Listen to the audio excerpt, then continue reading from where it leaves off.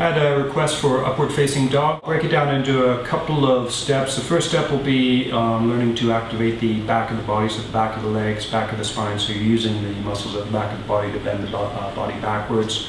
Actually, that might be the second step. The first step I'll actually focus on is the shoulders. We'll focus on either using the pec minor muscle, which is at the front of the chest, to pull the shoulders down, or focus on using the lats, these muscles here, to pull the shoulders down, or actually with the hands on the floor, using the lats to pull the rib cage up relative to the shoulders.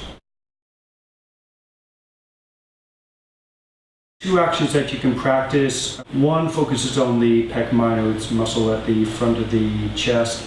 Actually attaches to the top of the shoulder blade, a coracoid process, and then attaches to the ribs. So with the arms free and the rib cage stable, so like this, sitting or standing, that muscle can be used to pull the shoulder blade down, forward and in. So this sort of action. However, with the hands on the floor and the arms stable, and with the shoulder blade stable, that muscle can be used to pull the rib cage up, or the front of the chest up towards the shoulder blade. And a very simple way to practice that is to dip the chest forward, so actually curve the thoracic spine forward so the chest sinks down. You may find your abdominal muscles activate, that's fine.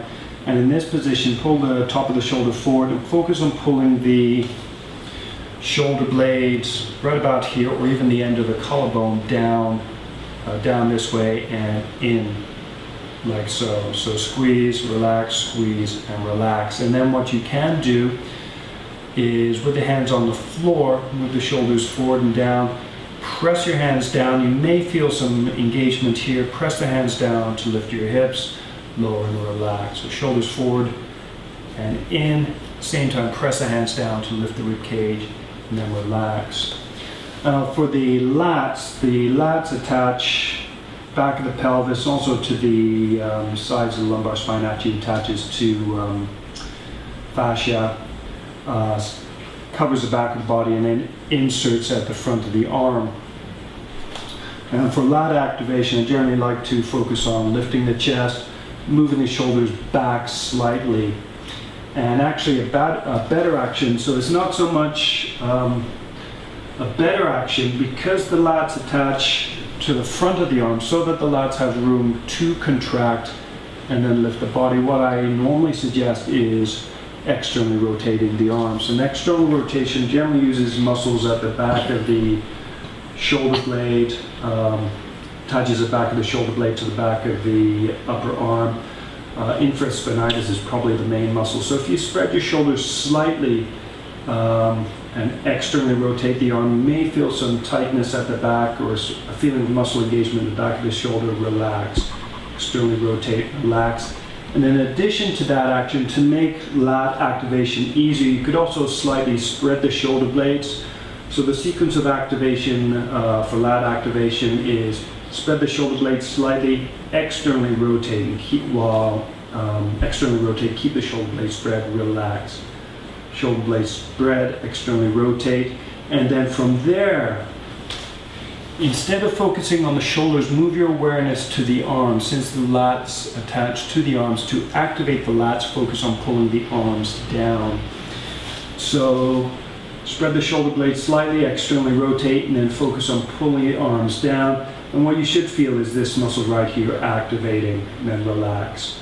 Spread, externally rotate, pull down, and relax. And if that's too much, just focus, move the shoulders back, pull down, relax, pull down, relax. Once you get the general feeling, see if you can do it slowly and smoothly, and put your awareness in your lats. So some people, generally it's pretty easy for weightlifters to tense the pecs, and what you may find when you do that is the lats activate as well. See if you can do it without so much of the pecs engaging. Excuse me. Next step is a bit harder in dangle pose. Lift the chest, move the arms back. You could try slight external rotation. In this position, see if you can squeeze the abs, use the abs use your lats to pull the arms down and lift the rib cage up. If you've got yoga blocks, it might be easier. So chest open, arms externally rotated, your shoulders slightly forward. Right there. Hopefully I'm engaging my lats. Relax, spread, externally rotate, pull the arms down and relax. So in this case, pulling the arms down because the hands are on the floor, that actually lifts the rib cage up. And one challenge there is with the hands on the floor, the feeling of the hands pressing down, the actual action of lifting the body weight up, those sensations can drown out the sensation or overcome the sensation of the lats activating, so it can be a little bit more difficult to actually feel the latissimus dorsi activating when you're lifting up. You may also find that your chest is activating as well, and that sensation drowns out the sensation of the lats activating. So it may take a bit of practice to feel, or as you saw me do, I had to use just one arm to see if I could use my other hand to feel the lat engaging.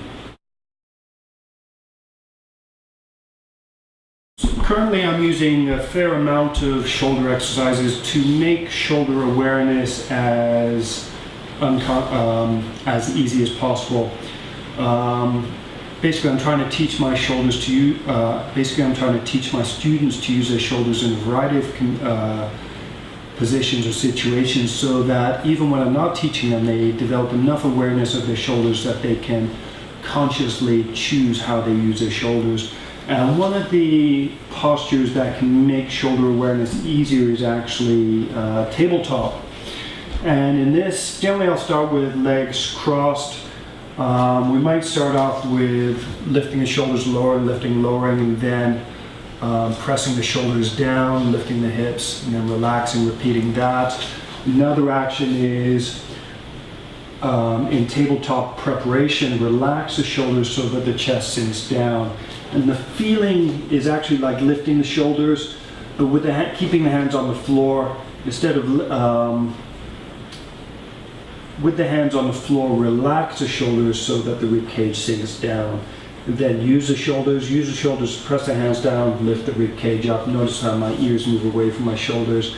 Then when I relax, my ears move towards my shoulders. If you have difficulty with that, practice this action first while sitting, moving the shoulders relative to the rib cage. Moving the shoulders relative to the rib cage.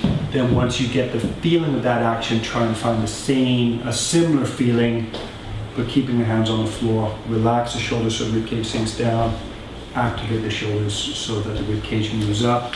In addition, once you have that feeling, use your shoulders to lift your rib cage, and then use your spinal erectors and intercostals to bend the spine backwards so that the chest opens. So repeat that a few times. Lift, open, relax. And then from there, with the hips lifted, do the same set of actions. And this can become a little bit harder, particularly if your shoulders are tight in the arms back position. Use your shoulders, lift your rib cage. And then from there, try to bend your spine backwards so your chest moves towards your chin, and then relax. To practice using the lats in this position, so with the shoulders active so the chest moves up, open the chest. To activate the lats here, you could imagine pulling the shoulders forwards towards your knees. And I've not done this before, it just occurred to me. So from this position, with the chest lifted, chest open, use your lats, try and pull your arms forwards, relax. Use your lats, pull your arms forward and relax. Another action you could do, try and activate the pec minor. Keep the shoulders still. Try and squeeze the chest towards the top of the shoulder. You may find the top of your shoulder move slightly forward as you do that. So from this position, keep the shoulders stable. Try and activate the front of the shoulder, or front of the chest, relax. Front of the chest, relax. And the feeling there. So in this position with the chest stable, you can use the pec minor to squeeze the front of the shoulder in and down. With the hand stable, you can use that same muscle to help pull the chest up, like so. So try that, and in tabletop, and now we'll move into the back of the body preparation for upward facing dog. So the next set of actions are to get used to feeling the back of your body. So lying on the floor, the way I usually teach this is the legs first. I used to start off with the rib cage. I found it's actually easier to start off, at least for me anyway, with the legs, perhaps because I'm not so good at using the back of my legs. But the basic action, lift one leg. Notice I'm not lifting my chest. In this position, focus on feeling your butt activating, gluteus maximus, also the hamstrings, and then relax. Lift the other leg. You may find as you do that, as you lift the leg, the front of the pelvis presses down. If you can't feel your glute activating or the hamstring, or it feels like one side feels not as strong as the other, what you can do, move the leg slightly outwards or inwards. See if you can find the position where it feels strong or where it activates. You could also try slight external rotation or internal rotation. But vary the position. You may find, like me, I've developed some bad habits, unconscious habits, so I naturally lift along one groove, and that's actually not the most effective groove. So if I move inwards or outwards, I can find the groove where my glute and my hamstring activate easily. Also notice my knee. When I lift up, I'm not turning the knee out to the side. I'm trying to keep it pointing down as much as possible. So practice that a few times. If you need to rest, rest. And then try to activate both legs at the same time. Do keep the knees straight. And again, you can adjust one leg and then the other leg. Find a position where both legs feel approximately equal. And you may notice when you're lifting both legs at the same time, you can put your hands on your lumbar spine, either side of the bone. Feel the muscles. So in this position, I'm relaxed. As I start to pull up on the legs, I can feel my spinal erectors activating. Then as I lift my legs higher, I can feel this muscle activating strongly. This and this also activate, relax. So repeat that a few times. Get used to feeling your butt and your hamstrings activating. You also may develop awareness of your spinal erectors activating. When I first started to do this, I found my butt got extremely tired. Actually found it quite difficult, and this was only a few weeks ago, but by the next day or the next couple of days it actually got a little bit easier. So if it's difficult at first, don't worry about it. Try it a few times, rest, and then try it again. You may find that the action actually becomes easier even after a few days. Next, from there, lift your legs. Then from there, you can start from your lumbar spine, gradually add tension to your spine and try to lift your rib cage. Rather than just lifting the rib cage, try to bend your thoracic spine backwards, lengthen the back of the neck. You can also practice shoulder activation here. Move your shoulders slightly up, externally rotate, and then pull your arms back. See if you can feel your latissimus dorsi muscle activating, or roll the shoulders in, see if you can activate pectoralis minor, and then relax. Repeat that a few times. Next, we'll go into upward facing dog. So now, upward dog. First step, excuse me a second. So the first step is to activate the legs. Next step is to activate the spinal erectors. And then from there, keep the back of the body active. Position your hands. I'm not going to say where, probably under your shoulders. Give it a try. Position your hands. Use your hands to lift your body. Notice that I'm not letting my legs go down and then lifting up. I'm keeping my legs active, keeping my spine active, and then from there, this might be cobra. And then from there, I'm going to lift my hips.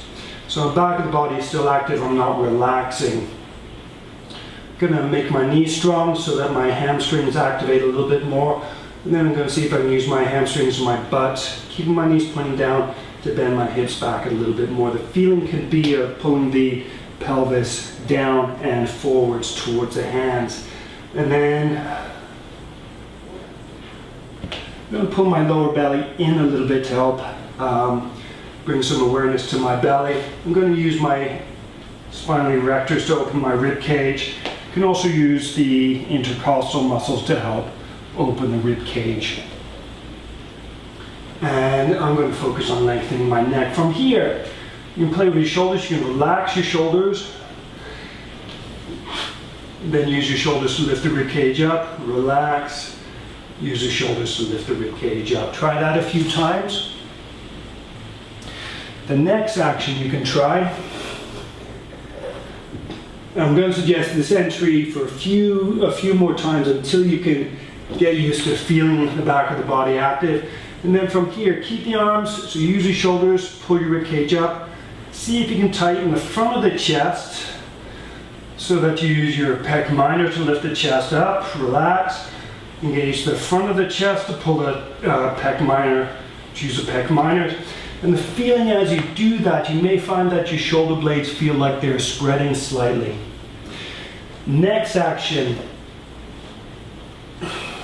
So going into upward dog from this direction, knees straight, hamstrings, butt strong, the spinal erector strong.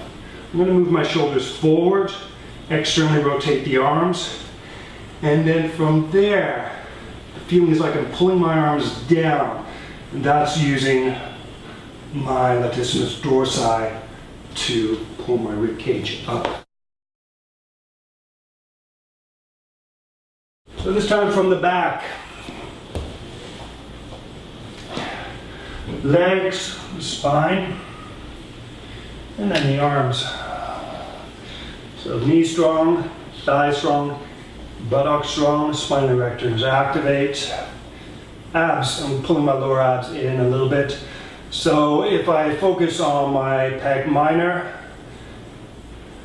what that feels like is using my pec minor, back of my arms, back of my shoulders might spread a little bit. If I focus on using the lats, so knees straight, thighs active, spine erectors active, abs active, I'll spread the shoulders, externally rotate, and then pull the arms down relative to the rib cage and try and focus on squeezing right at the lats.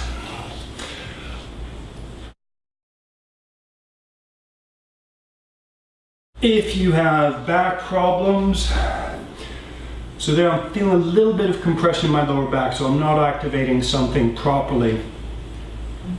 One action that may help, and my feeling is it might be my psoas, rather than the psoas relaxing, my feeling is it might be that the psoas needs to contract. Why? To help stabilize the front of the lumbar spine. If it's not so much the abs that need to activate, my feeling is it might be the psoas that needs to activate.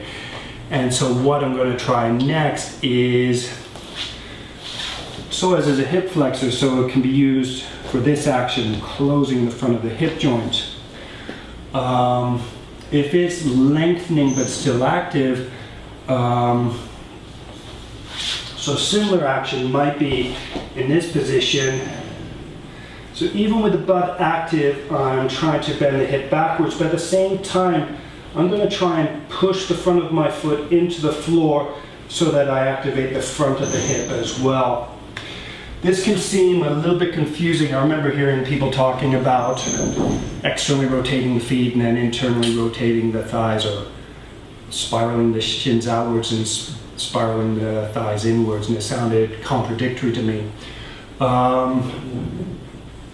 So one thing that may be helpful is to first focus on activating the back of the body, keep that activation, and then imagine tightening the front of the body. And the feeling, so knees strong, thighs, butt, spine, and the intent here then, I'm going to pull my hips forwards, and then I'm going to try pull my feet. So normally if I push my feet down, that should lift the hips higher.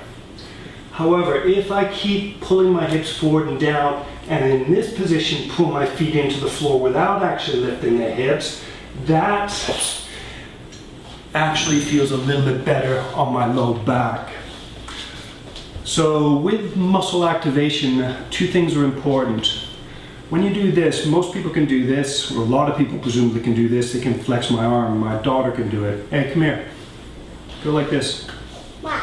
Just come here. What? Just come here. Go like that. Go. Show them.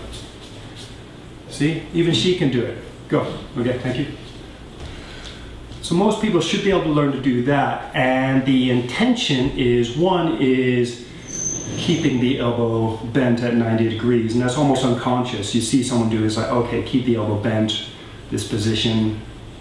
I was later taught the arm should be open so you have more space so you can actually see the bicep. Mine's not huge, but anyway.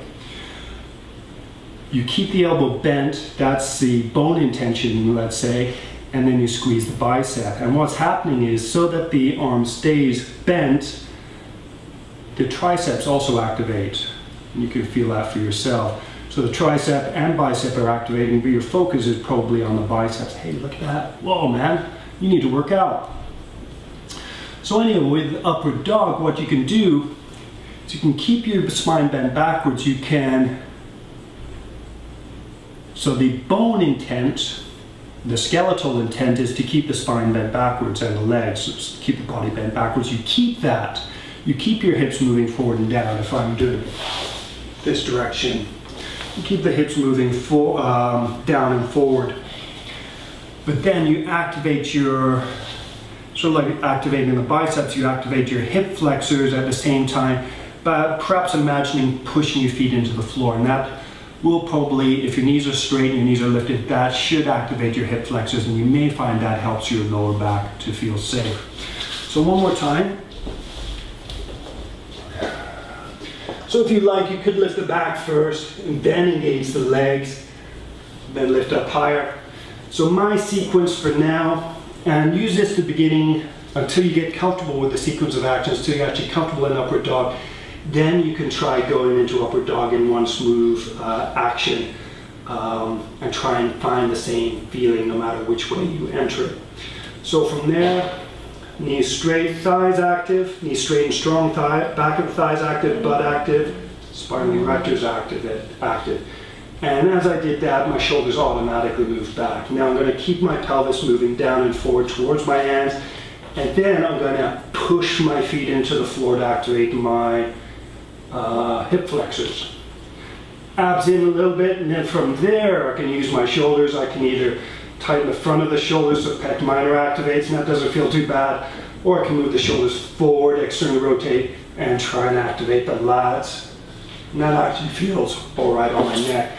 So if I actually could lift my chest a bit higher, then I might get to the stage where I could look up and comfortably rest the back of my head on my shoulders. But anyway, that's my long and involved upward facing dog video. Hopefully that was helpful. Sorry I spoke a lot. Not really. If you have any questions, please use a comment form. Thank you very much for watching. Namaste. Do say goodbye. Come on, quick. Namaste. Hey, sit down. Bye-bye.